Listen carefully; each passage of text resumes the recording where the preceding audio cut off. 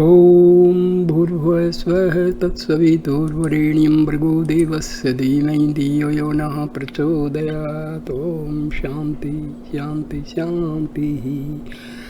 Arunachala Shiva Arunachala Shiva Arunachala Shiva Arunachala. My dear friends,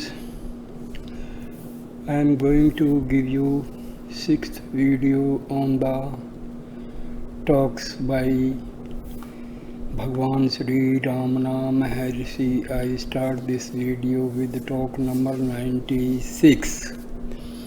Major A.W. Chadwick of What Nature is the Realization of Westerners who relate that they have had flashes of cosmic consciousness. Maharshi replied, "It came as a flash and disappeared as such.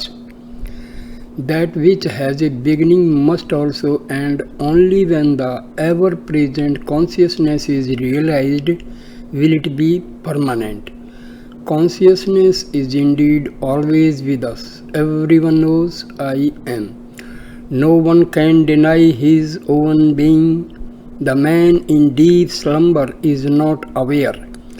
While awake he seems to be aware, but it is the same person. There is no change in the one who slept and the one who is now awake. In deep sleep he was not aware of his body. There was no body consciousness. In the wakeful state he is aware of his body. There is body consciousness.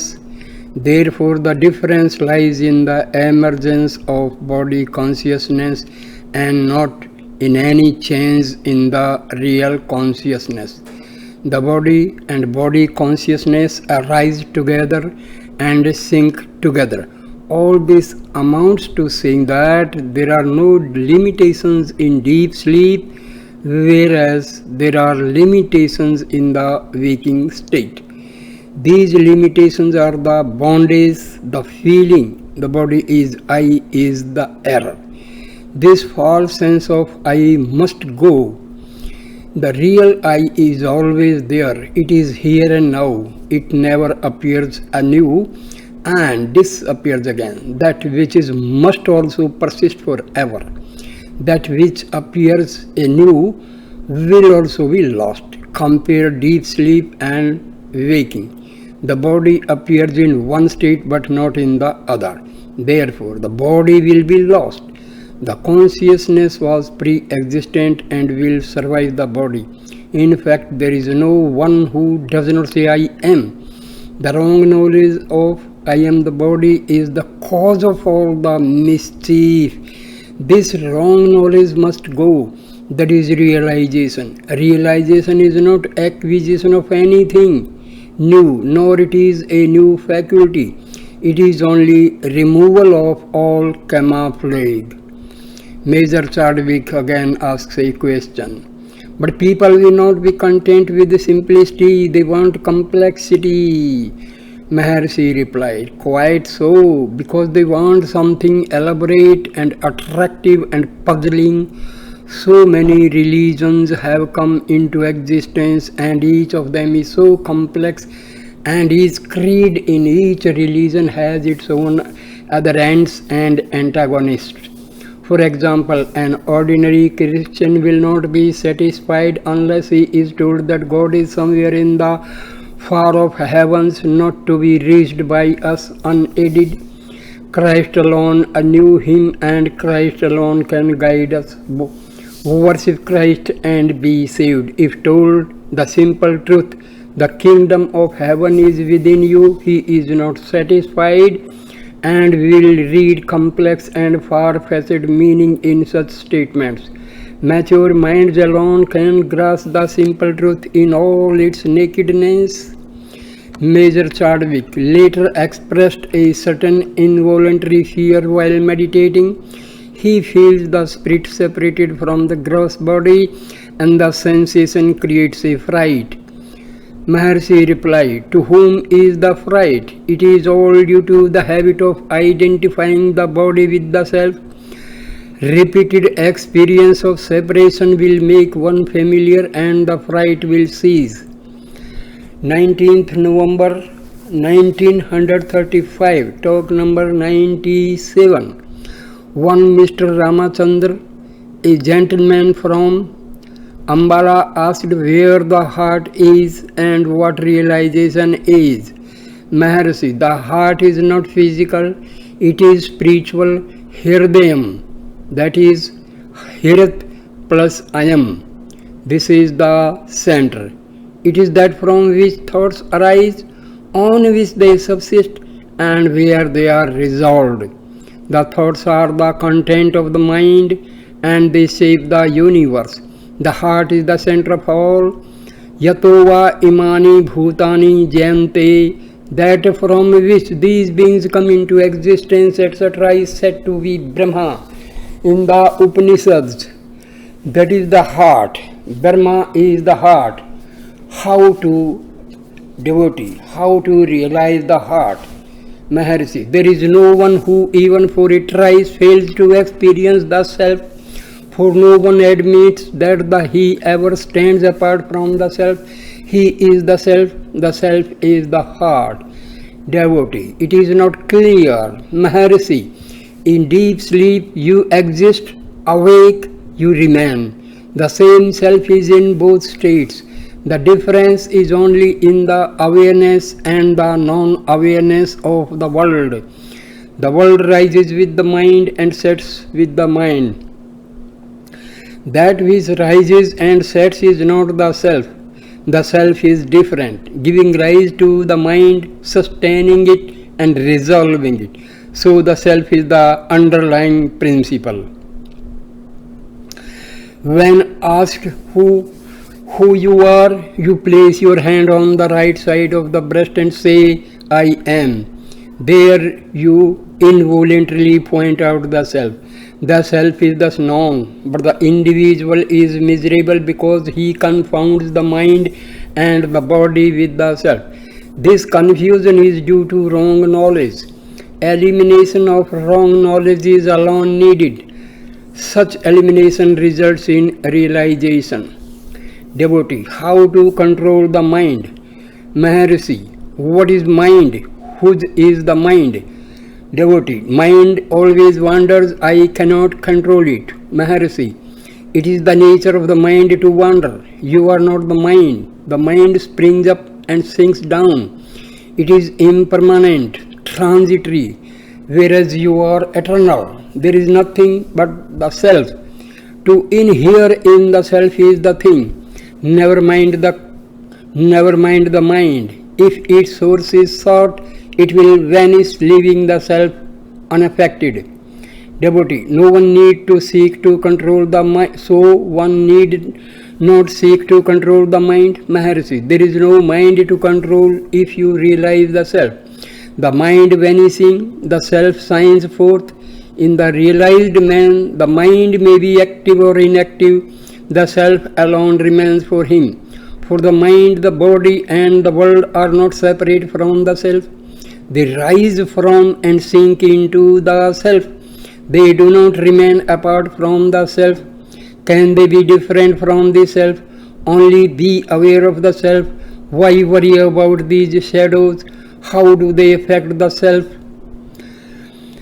Talk number 98. Bhagwan further explained, the self is the heart is self-luminous, light arises from the heart and reaches the brain, which is the seat of the mind. The world is seen with the mind, that's why by the reflected light of the self, it is perceived with the aid of the mind. When the mind is illumined, it is aware of the world. When it is not itself so illumined, it is not aware of the world. If the mind is turned in toward the source of light, objective knowledge ceases and self alone shines forth as the heart. The moon shines by the reflected light of the sun. When the sun has set, the moon is useful for revealing objects. When the sun has risen, no one needs the moon, although the pale disk of the moon is visible in the sky. So it is with the mind and the heart. The mind is useful because of its reflected light.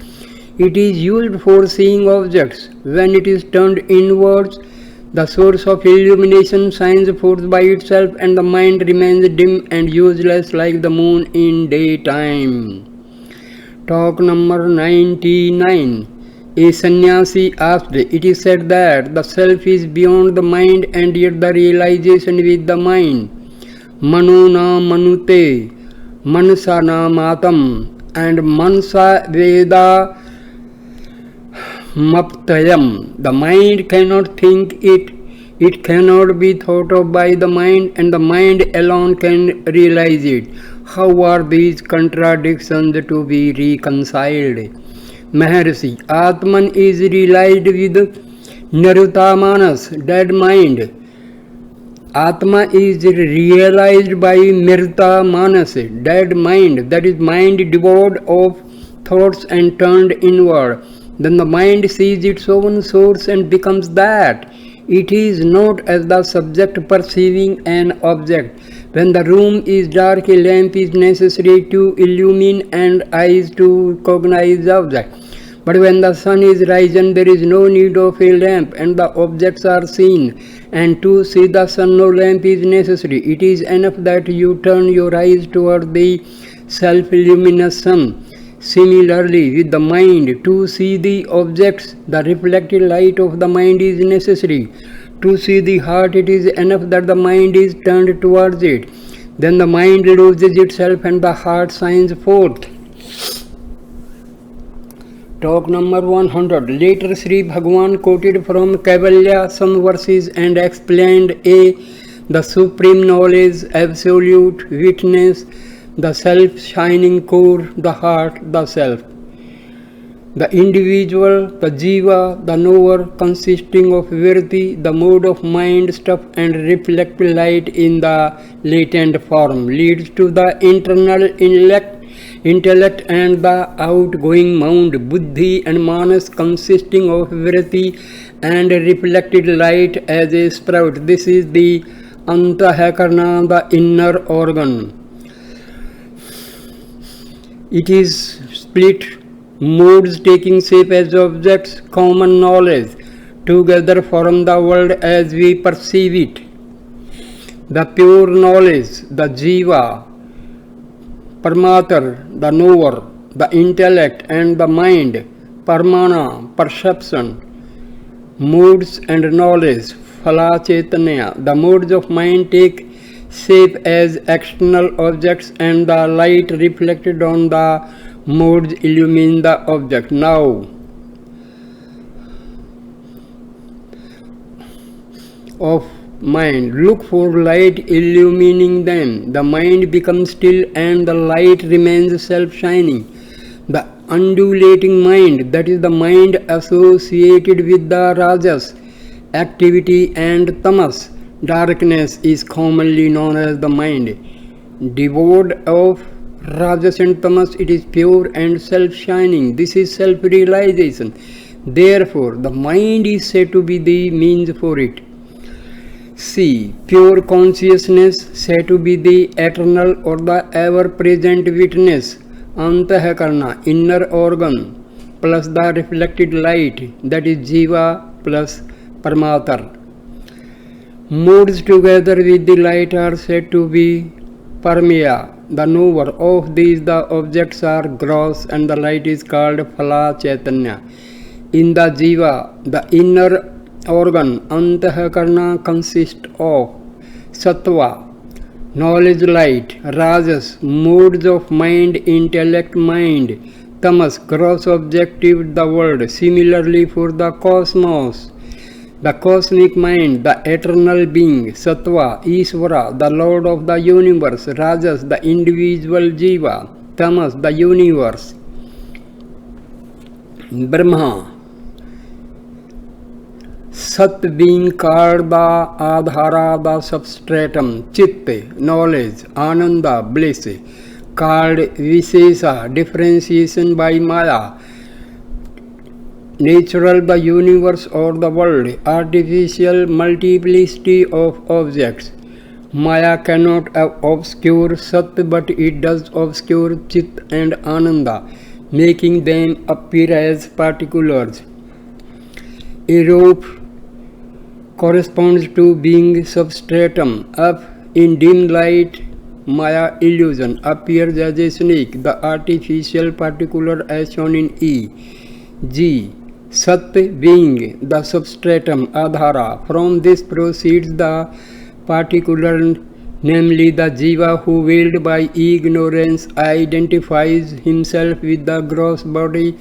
Here ignorance stands for not investigating the self.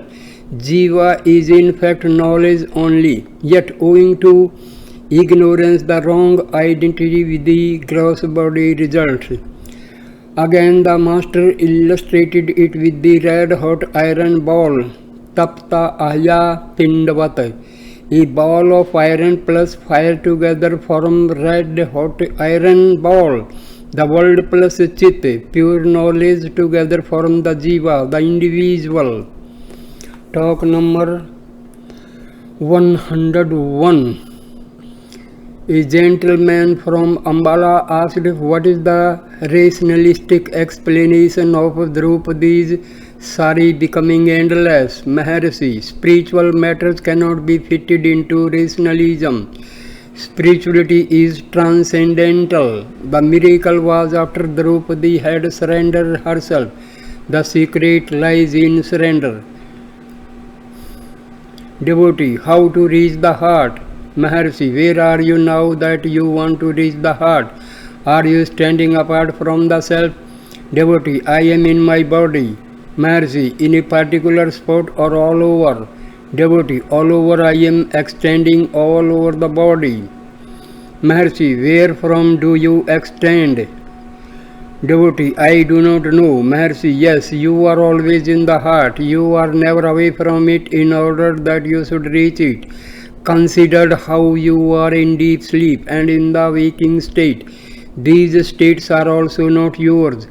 They are of the ego. The consciousness remains the same and undifferentiated all through.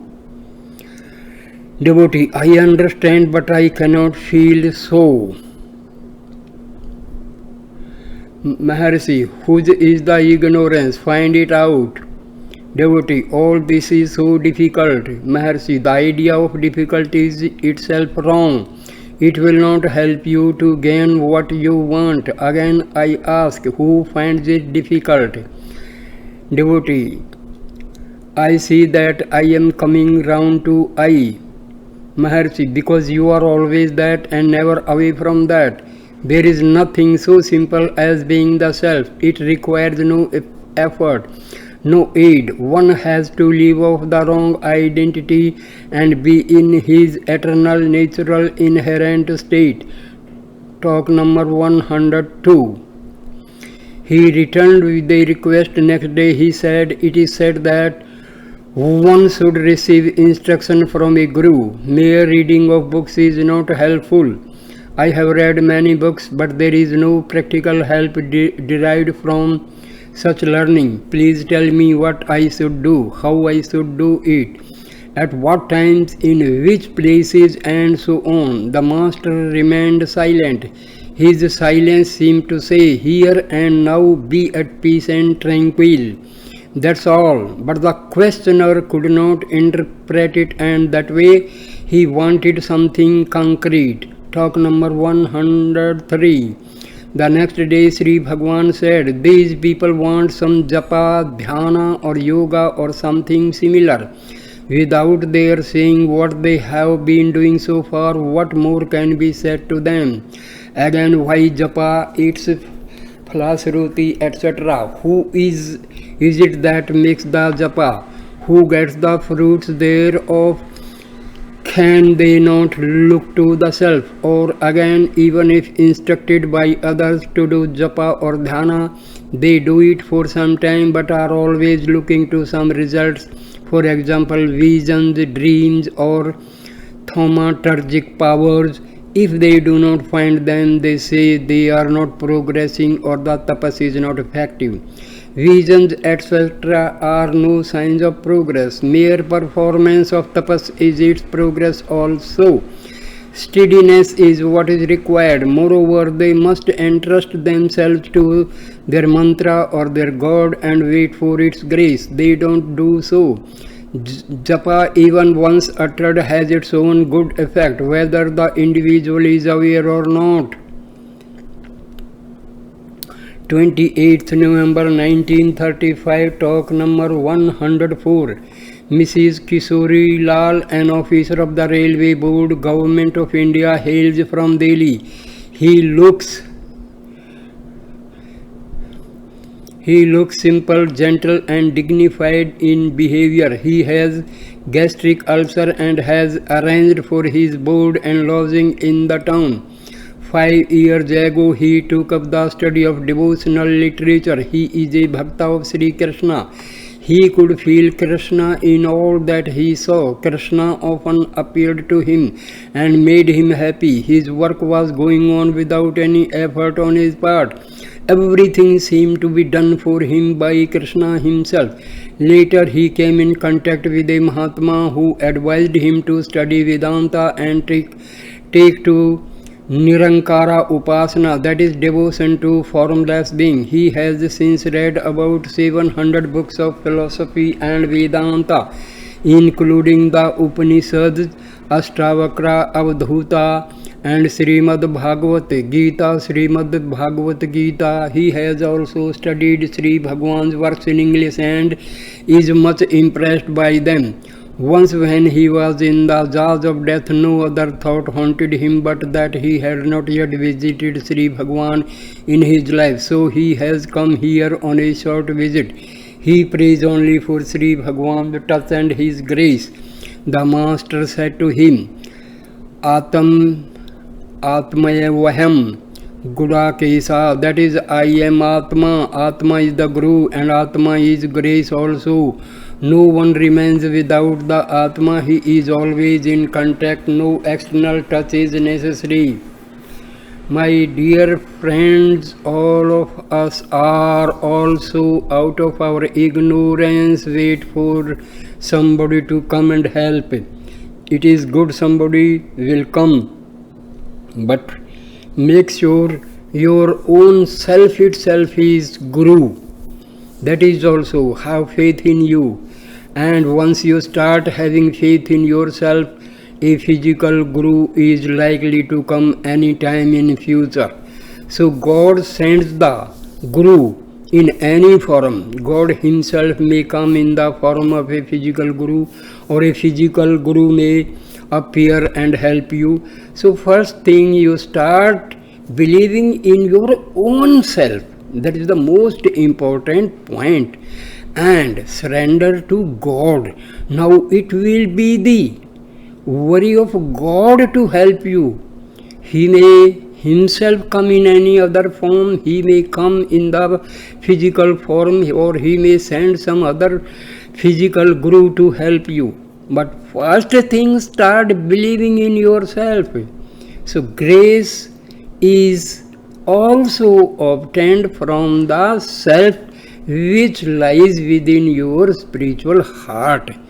Start, believe in yourself. That is the most important point. Now further, devotee, I understand, I do not mean external touch, Maharshi. Nothing is more intimate than the Atma.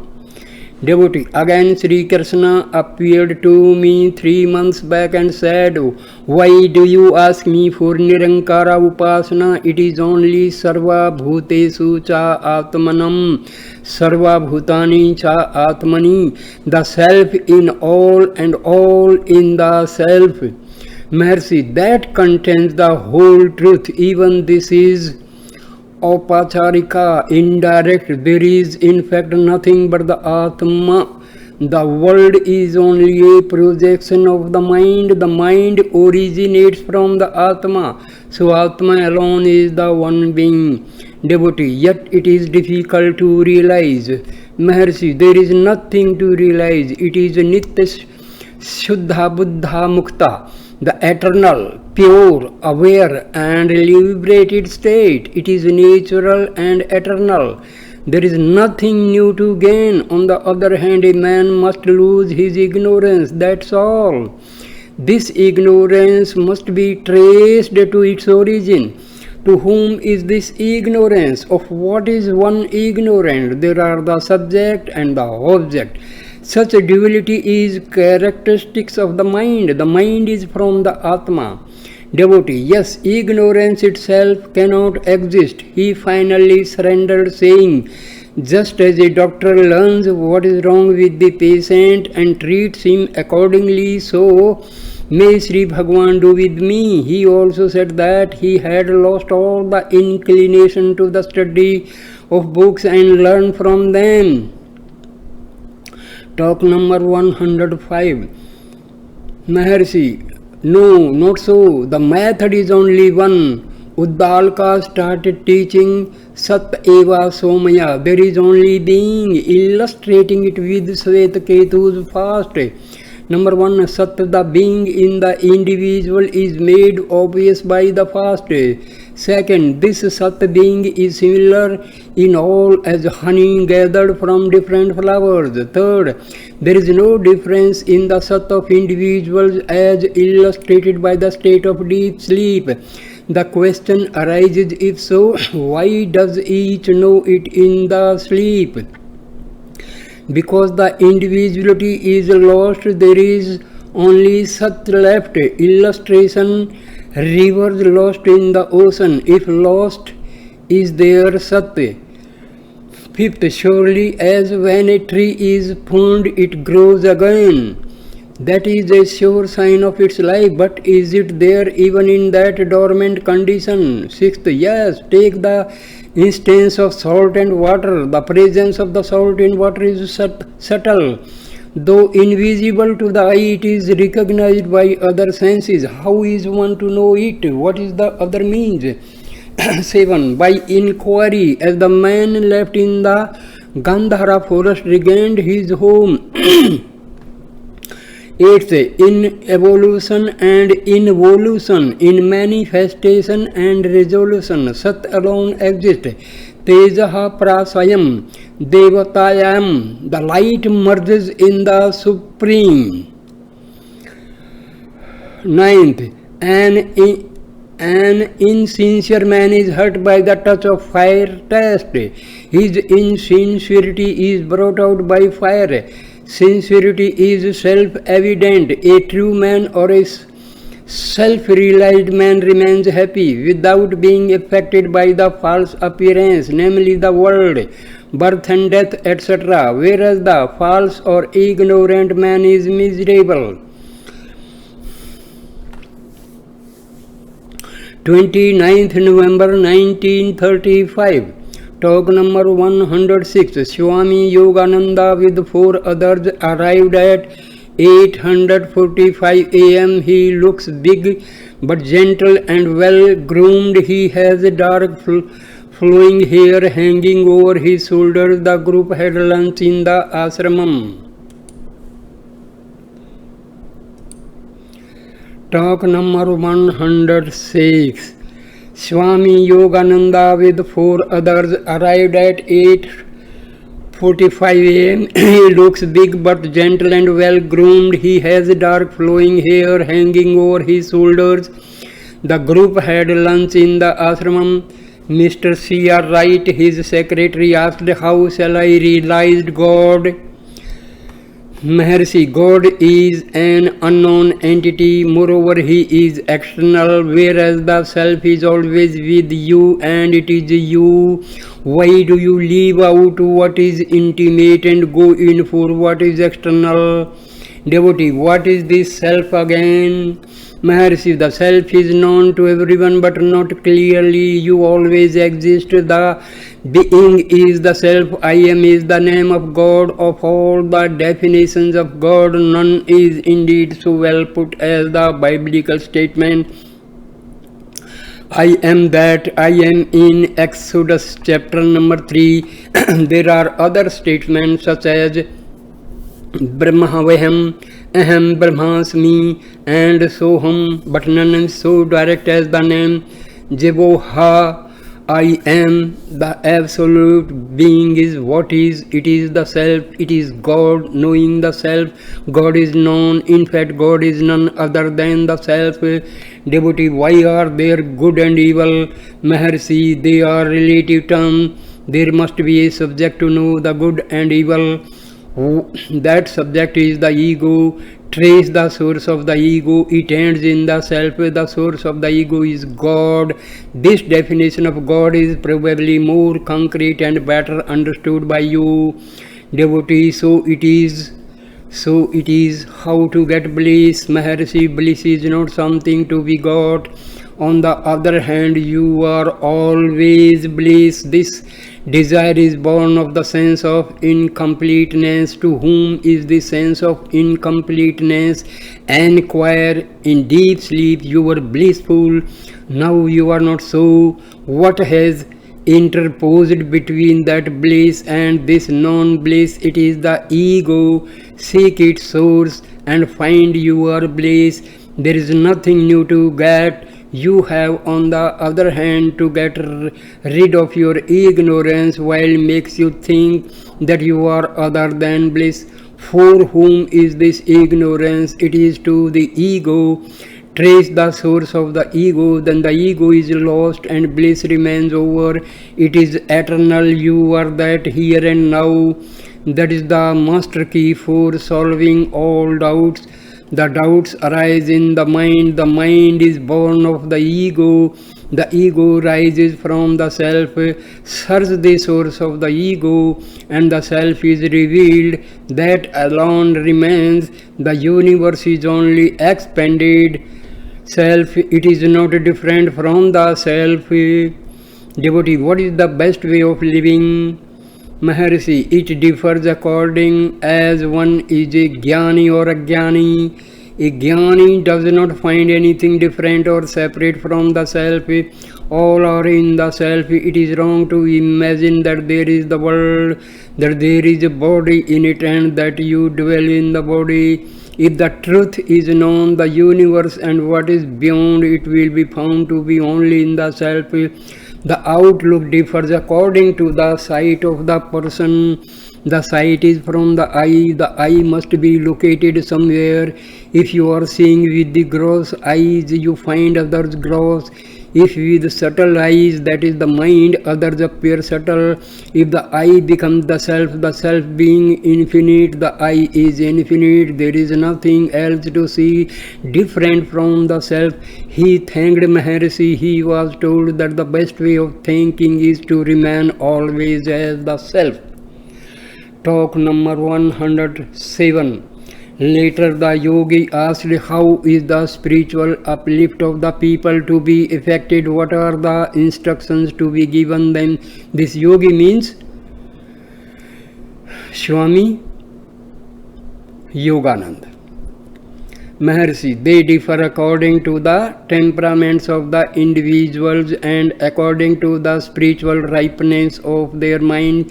There cannot be any instruction en masse. Devotee, why does God permit suffering in the world? Should He not with His omnipotence do away with it at one stroke and ordain the universal realization of God? Maharshi, suffering is the way for realization of God. Devotee, should He not ordain differently? Maharshi, it is the way. Devotee, are yoga, religion, etc. antidotes to suffering? Maharshi, they help you to overcome suffering. Devotee, why should there be suffering? Maharshi, who suffers? What is suffering?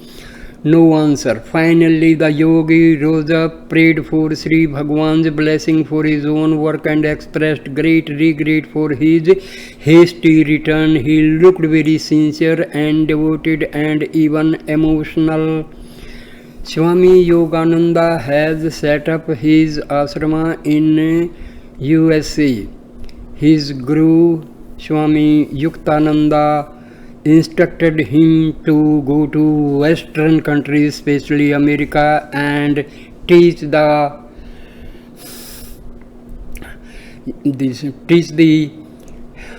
Vedanta teachings to the Western people because they need the teachings of Vedanta. Especially in his ashram, Kriya Yoga is taught. So this is a very, very ancient Indian process of yoga. Talk number 108. In continuation of dialogue 105, Uddalaka explained that all proceeds from Sat as illustrated by deep sleep. The body takes food. Food requires water. Water requires heat to digest the food. Tejo mula in vicha. It is Sat prayasam devatayam. Merged in the being. If we are Sat Samparnaha, merged in the being, how is it that we do not realize it? Maharshi replies, just as the honey gathered from different flowers form the bulk in a honeycomb, and each drop does not indicate where from it has been collected, so also Sat Samparnaha, in deep sleep, death, etc., people do not recognize their individualities. They slip into what state unaware, but when they wake up they regain their original individual characteristics. Devotee, honey, though collected from different flowers, become the bulk and does not possess individual characteristics. But the individual parts do not also exist in the drop, and they do not return to their sources. Whereas the individuals, after going to deep sleep, wake up individuals as formerly. How is it? Mercy, just as the rivers discharged into the ocean lose their individuality, still the waters evaporate and return as rain on the hills and through rivers to the ocean, so also the individuals going to sleep lose their individualities and yet returned as individuals according to their previous vasanas unawares. Thus even in death Sat is not lost. Devotee, how can that be? Maharshi, see how a tree whose branches are cut grows again. So long as the life source is not affected, it will grow. Similarly, the samskaras, anamnesis sink into the heart in death. They do not perish. They will in right time sprout forth from the heart. That is how the jivas are reborn. Devotee, how does the wide universe sprout forth from such subtle sanskaras remaining sunk in the heart? Mercy, just as a big banyan tree sprouts from a tiny seed, so the wide universe with the names and forms sprout forth from the heart. Devotee, if the origin is Sat, why is it not felt? Maharshi, the salt in the lump is visible. It is invisible in solution, still its existence is known by taste. Similarly, Sat, though not recognized by the intellect, can still be realized in a different way, that is, transcendentally. Devotee, how?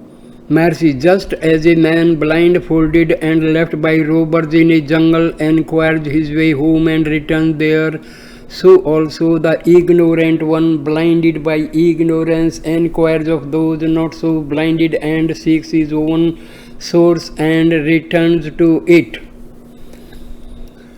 13th December 1935, talk number 109. Two gentlemen from Ambala, the Punjab, had been here for a few weeks. Just before taking leave of Sri Bhagwan, one of them asked how he should remove the spiritual drowsiness of his friends or of other people in general. Maharshi, have you removed your own spiritual drowsiness? The force which is set up to remove your own drowsiness will also operate in other centers. There is the willpower with which you can act on others, but it is on a lower plan and not a desirable. Take care of yourself first. Devotee, how to remove my own drowsiness? Maharshi, whose drowsiness is it? Enquire, turn within, turn all your enquiries towards search for self. The force set up within you will operate on others also. 14th December 1935, talk number 110. An American lady asked Bhagwan what his experience of Samadhi were when suggested that she should relate her experiences and ask if they were right. She replied that Sri Bhagwan's experiences ought to be correct and should be known, whereas her own were unimportant. She thus wanted to know if Sri Bhagwan felt his body hot or cold in Samadhi, if he spent the first 3.5 years of his stay at Tiruvannamalai in prayers, and so on. 16th December 1935, talk number 111.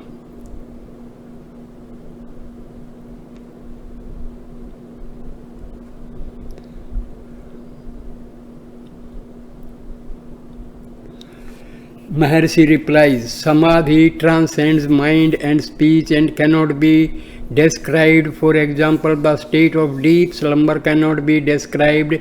Samadhi state can still less be explained. Devotee, but I know that I am unconscious in deep sleep. Maharshi, consciousness and unconsciousness are only moods of the mind. Samadhi transcends the mind. Devotee, still you can say what it is like. Maharshi, you will know only when you are in Samadhi. 16th December 1935, talk number 111. A Telugu gentleman asked about Brahma Bhavana. Maharshi, not to think I am Brahma or all is Brahma is itself Jivana Mukti. He asked about inspired action. Maharshi, let activities go on, they do not affect the pure self. 17th December 1935, talk number 112. Mr. P. Brunton, while reading Upadesha Manjari, came across the statement that the ego, the world and God are all unreal. He desired to use a different word for God, or at least a qualifying adjective, that is the creative force or personal God. Sri Bhagwan explained that God means Samasti, that is all that is plus the being, in the same way as I means the individual plus the being and the world means the variety plus being. The being is in all cases real, the variety and the individuals in each case unreal. So also in the union of the real and the unreal, the mixing up or the false identification is wrong. It amounts to saying Sad Asad Vilakshana, that is transcending the real and the unreal, Sat and Asat. Reality is that which transcends all concepts, including that of God. Inasmuch as the name of God is used, it cannot be true. The Hebrew word Jehovah, I am, expresses God correctly. Absolute being is beyond expression. The word cannot be replaced, nor need it be replaced. The Englishman casually said that in prehistoric ages there was spirituality but not high intellect, whereas intellect has now developed. Sri Bhagwan pointed out that intellect raises the question, whose intellect? The answer is of the self. So intellect is a tool of the self. The self uses intellect for measuring variety. Intellect is not the self nor apart from the self. The self alone is eternal. Intellect is only a phenomenon. People speak of the development of variety as being the development of intellect. Intellect was always there. Dhata yatha parvam akalpayat. The Creator created just as before. Consider your own state day by day. There is no intellect in dreamless deep sleep, but it is there now. There is no intellect in a child. It dwells with age. How could there be manifestation of intellect without its seed in the sleep state and in the child? Why go to history to teach this fundamental fact? The level of truth of history is only the level of truth of the individual. Talk number 113. A Telugu gentleman asked about karma yoga. Sri Bhagwan said that the man should act as an actor on the stage. In all actions there is the Sat as the underlying principle. Remember it and act. He asked about the purity of mind. Chitta Shuddhi. Sri Bhagwan said that Chitta Shuddhi is to engage in one thought only to the exclusion of all others. It is otherwise called one-pointedness of the mind. The practice of meditation purifies the mind. 23rd December 1935. Talk number 114.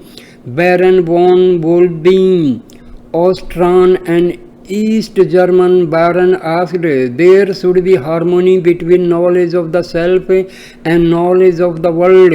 They must develop side by side. Is it right? Does Maharshi agree? Maharshi, yes.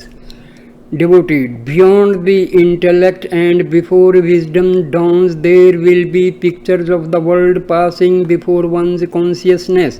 Is it so? Sri Bhagwan pointed out the parallel passage in Dakshinamurti Stotram to signify that the pictures are like reflections in a mirror.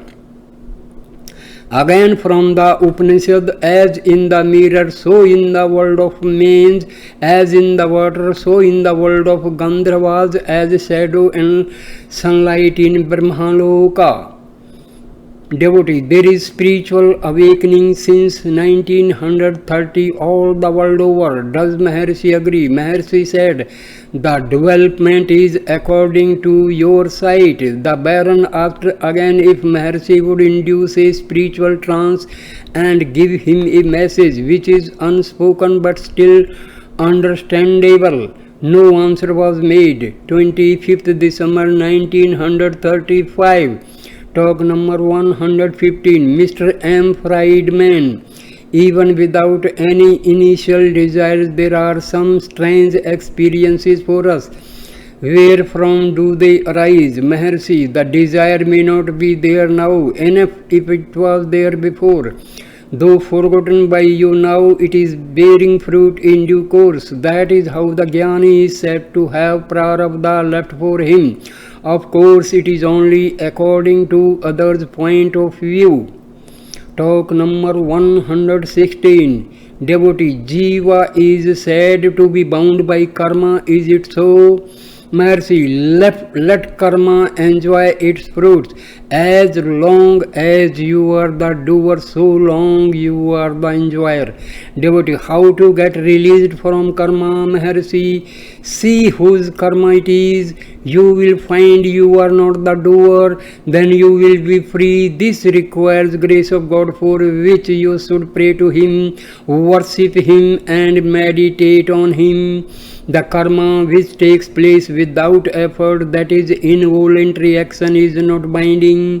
Even a Jnani is acting as seen by his bodily movements. There can be no karma without effort or without intentions, sankalpas. Therefore, there are sankalpas for all. They are of two kinds, one binding, bandha hetu, and the other mukti hetu, not binding. The former must be given up and latter must be cultivated. There is no fruit without previous karma, no karma without previous sankalpa. Even mukti must be the result of effort so long as the sense of doership persists. Talk number 117. A Ceylonese, what is the first step for realization of self? Please help me towards it. There is no use reading books. Another, this one man's request is that of us all. Mercy, quite so. If the self be found in the books, it would have been already realized. What wonder can be greater than that we seek the self in books? Can it be found there? Of course, books have given readers the sense to ask this question and to seek the self. Devotee, books are utterly useless. They may all be burnt. The spoken word alone is useful. Grace alone is useful. Others spoke according to their own light until finally they returned to the original question, but Sri Bhagwan remained silent. Talk number 118. Mr. Rangachari, a Telugu Pandit in Voorhees College at Vellore, asked about Niskam Karma. There was no reply. After a time, Sri Bhagwan went up the hill and a Shiv followed him, including the Pandit. There was a thorny stick lying on the way, which Sri Bhagwan picked up. He sat down and began leisurely to work at it. The thorns were cut off, the knots were made smooth. The whole stick was polished with a rough leaf. The whole operation took about 6 hours. Everyone was wondering at the fine appearance of the stick made of a spiky material. A seafood boy put in his appearance on the way. As the group moved off, he had lost his stick and was at a loss. Sri Bhagwan immediately gave the new one in his hand to the boy and passed on. The Pandit said that this was the matter-of-fact answer to his question. Talk number 119. Again at the same time there were 4 dogs in the ashramam. Sri Bhagwan said that those dogs would not accept any food not partaken by himself. The Pandit put the matter to the test. He spread some food before them. They would not touch it. Then Sri Bhagwan after a time put a small morsel of it into his mouth. Immediately they fell to and devoured the food. Talk number 120. Later a man brought 2 peacocks with their eyes screened. When let loose in Maharishi's presence, they flew away to a distance. They were brought back, but still they flew away. Sri Bhagwan then said, it is no use trying to keep them here. They are not ripe in their minds as these dogs. However much they try to keep the peacocks, they would not remain there even a minute. Talk number 121. Talks between the master and 2 Muslims on a previous occasion. Devotee, has God a form? Maharshi, who says so? Devotee, well, if God has no form, is it proper to worship idols? Maharshi, leave God alone because he is unknown. What about you? Have you a form? Devotee, yes, I am this and so and so. Mercy, so then you are a man with limbs about 3.5 cubits high, with beard, etc. Is it so? Devotee, certainly. Mercy, then do you find yourself so in deep sleep? Devotee, after waking I perceived that I was asleep, therefore by inference I remained thus in deep sleep also. Mercy, if you are the body, why do they breathe the corpse after death? The body must refuse to be breathed. Devotee, no, I am the subtle jiva within the gross body. Mercy, so you see that you are really formless, but you are at present identifying yourself with the body. So long as you are formful, why should you not worship the formless God as being formful? The questioner was baffled and perplexed. So Maharishi's ways of replying and satisfying the questioner were unique. So my dear friends, I end the video here. Thank you for watching and listening this video with patience. Please like, comment and share the video and subscribe my channel. Thank you my dear friends. Namaste.